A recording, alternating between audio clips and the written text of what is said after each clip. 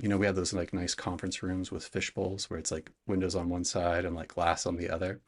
And in that environment, it's great for HR because everybody can see what's going in. So there's no like claims or anything that can be out there. It keeps everybody safe. It makes sure that if you're alone with someone getting feedback, that like you don't feel 100% alone, which is a super important thing.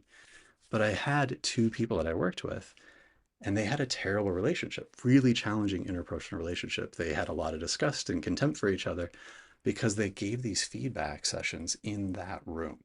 And that was most of their interaction. And then by the time they would repair that relationship, it was time for another feedback session in this room.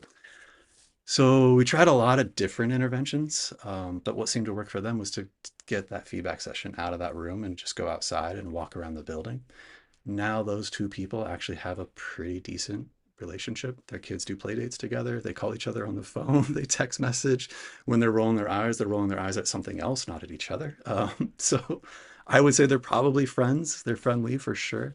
And the biggest change for them was matching the environment that they needed to be okay in with what their nervous system actually needed. I I like something that simple and that easy to make all of this interpersonal, strife-filled, convoluted, combative relationship just gone like that. These are the things that we don't think about because it's so hardwired to our nervous system. Um, so, yeah, assess, find out what your nervous system actually needs, accommodate it doing something really simple, walking around the block instead of doing it in the fishbowl room, and then aligning your work along with that moving forward. If I'm getting critical feedback, I need to be in a calm nervous system to be able to be receptive to it and not hate the other person. What does my nervous system need to be able to do that? That kind of work.